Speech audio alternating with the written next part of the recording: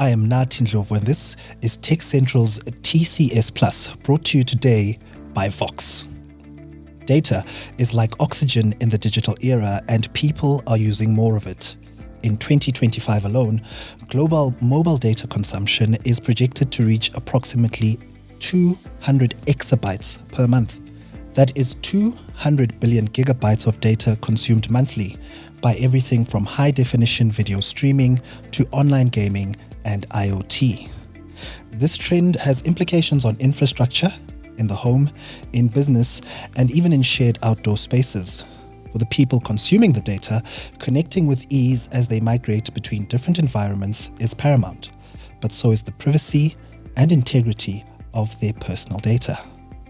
Joining me in studio to discuss these implications is Craig Blignaut, who is Senior Product Manager for Wi-Fi at Vox.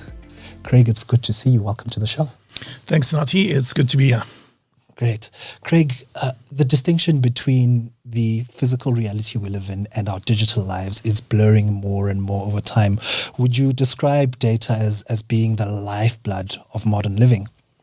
Absolutely, Nathi. I mean, you call it a lifeblood. I mean, it's affecting our modern society. It's basically something we can't live without nowadays. So, it's driving our productivity. It's driving our systems that we rely on from a day-to-day basis. And it's really keeping us connected to our families, to our work colleagues, and it really is something we cannot live without. I would agree with that. So what would you say are the trends in data consumption? How are people consuming data? Well, if you look at IoT devices, definitely starting to have machines connected to, to data, so that everything is in real time. People have moved away from waiting for for data to be given to them. So it's very important that it's real time and that they have access to what they need when they need it. So I think that ultimately, it's going to increase productivity. It's enhancing personal experiences, and it's also facilitating innovation. Yes. In a large way. Yeah. So talking about innovation, I mean, AI is the buzzword of the day. How are AI technologies, which have been described as data hungry, how are they changing how data is being consumed? Well, I think it's more predictive. So they are able to, provide, from a content perspective, marketing that is very relevant to all the users in terms of their usage. It's analyzing what they're interested in, and it's really giving more targeted marketing campaigns to users that will be interested in that particular line of marketing.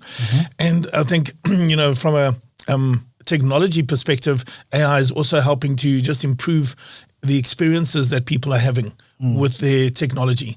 So, from a Wi-Fi perspective, it's working better. It's, able to track your devices a little bit more closely so that everybody, feels that they're having a personalized, targeted, good experience. And AI is being integral in delivering that to people. Okay, but now for people, you and I, who are connected to networks, who are consuming the data, how we actually access data actually influences our behavior.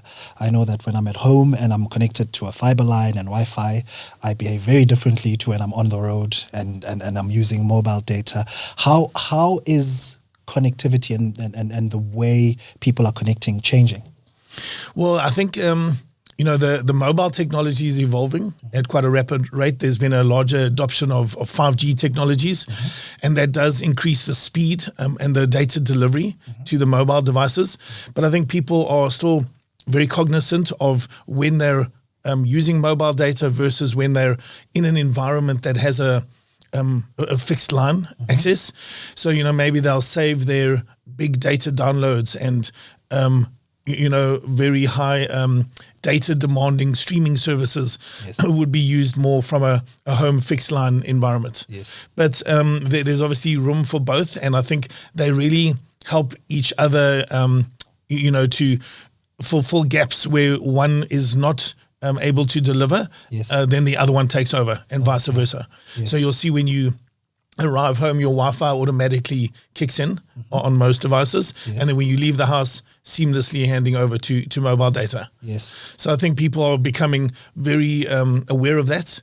And, for them, it's just an always on connected experience. Oh, okay. But Wi-Fi has made a contribution by making it easier to access data services. How has that happened?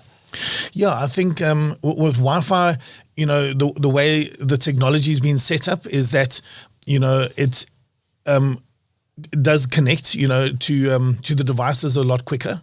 And just, because it's been configured correctly and all the service providers in the back end have got all the necessary technologies and pipelines in place, etc. It's just making access to all the data seem like real time. So, people are obviously streaming a lot more without the hiccups of buffering, in the past.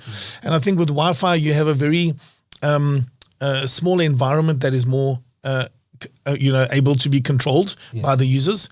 So you can have your fiber line or your LTE even come into your building, but you can disperse that within your environment in a controlled way through a Wi-Fi setup.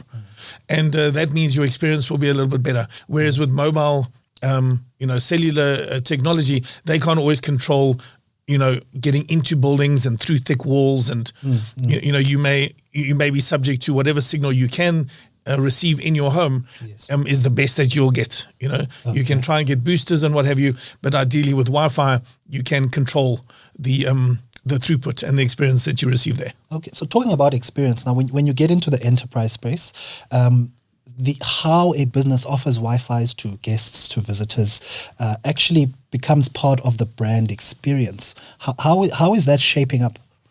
Yeah, it's within Vox, it's a very key talking point and a good solution and product offering we offer to our customers, in the sense that people expect Wi-Fi when they go to an organization or a retail environment, and very often the organizations are paying for that Wi-Fi but not getting anything in return. Now they have the ability to offer a dedicated guest Wi-Fi for their visitors, which could have a branded captive portal or landing page. So you can promote your business, maybe offer some reassurance that this is a secure network because the brand is trusted.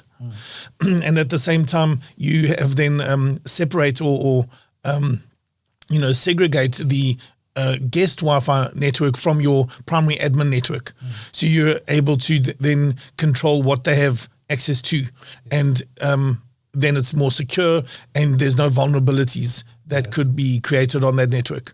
So there's even specific terms and conditions that those users would have to then accept, which can also offer good marketing potential for the future because they're opting in to receiving communication from those organizations. Okay.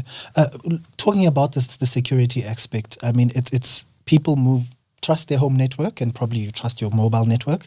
But when you get into a space, a building, you're visiting, you're there for work or a meeting, how do you ensure that you're actually connecting to a secure network?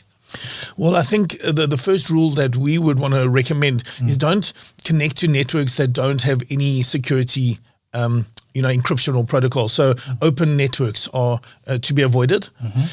And then when it is a secure network, a lot of our enterprise companies or customers that offer these solutions are fast adopting the newer technologies like, Wi-Fi 6 and 6E and even 7 at times. And those now have enhanced encryption like WPA3, which is just has learned from the past in terms of better encryption. So they're now only allowing devices onto their network that are authorized to be on that network. So there's no rogue devices or devices that, could be, on the network with malicious intent. And that's what they're trying to avoid. So I would say when a corporate or enterprise network is properly set up, then it has the ability to, be more secure and trustworthy. Okay. And now the corporate itself, obviously you said they have opportunities to market to these clients. They're collecting some data. What responsibilities then fall on them as a collector of user data? Yeah, so within our systems, and I mentioned before the terms and conditions that get accepted, which are over and above our sort of product offering terms and conditions. So customers are then accepting the opt-in, which now, along with the rest of the concise wording in that those terms and conditions, now is very POPIA compliant and internationally compliant. So a lot of these visitors also have international guests.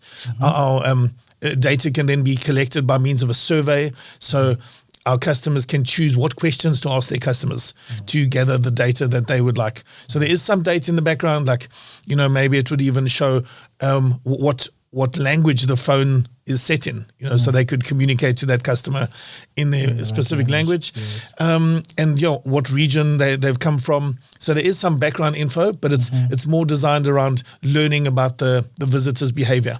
How long they're going to be in a particular area of the store, for example. Yes. But all 100% POPIA compliant, and I think it makes it an easier way to start direct marketing and communication to your customers by being POPIA compliant upfront. I would say very similar to how a newsletter on a website asks for your approval before they start sending you information. Okay. So you don't want to, in this day and age, spam people. Yes. And then that would actually be a negative impact on your brand. And the experience. So you want that two-way communication. Okay. And I mean, when people come into your space, you're building whatever it is, there are areas that perhaps have better connectivity than others.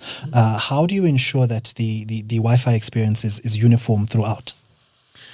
Well, when we look at an enterprise organization, or when we scope for a more thorough and comprehensive Wi-Fi solution, over and above guest Wi-Fi, we're looking to enhance the Wi-Fi first before we can offer it as a guest Wi-Fi, because you don't want, especially guests, to have a poor experience, because then they'll probably choose to opt to their mobile data or some other form of connectivity.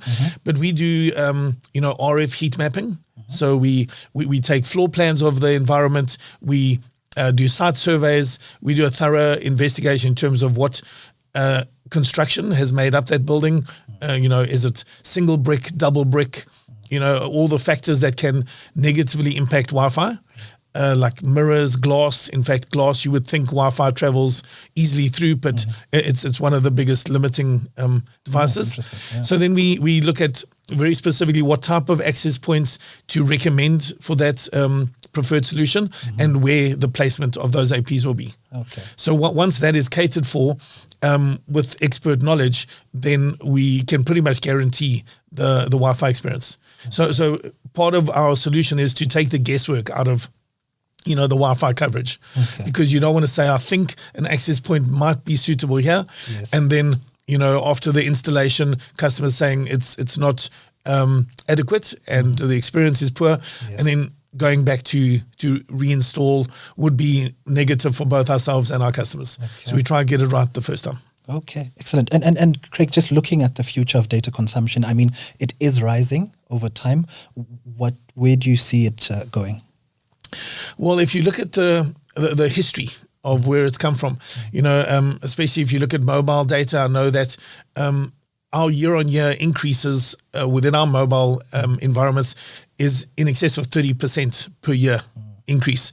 And I know on the home user front, there's been a lot of faster uptake since the COVID-19 pandemic. People, improved their infrastructure and their Wi-Fi at home quite considerably. And I think you've seen a big uptake in the amount of data consumption within homes. Now there's a lot more video calls that are quite data rich, and maybe more time at home with a hybrid working environment. So they're spending more time at home.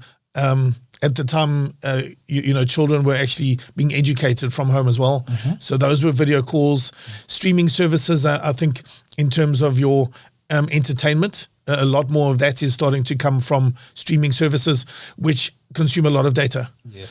So I think over, year on year, it's certainly starting to double every time within a home environment. And especially when people get more comfortable and trust the reliability of it. Then they'll possibly start moving away from other technologies, more towards data technologies. Okay. Craig, thank you very much for your time and for your insight. Thank you, Nati. Very good to be here, and thanks for the time. My pleasure.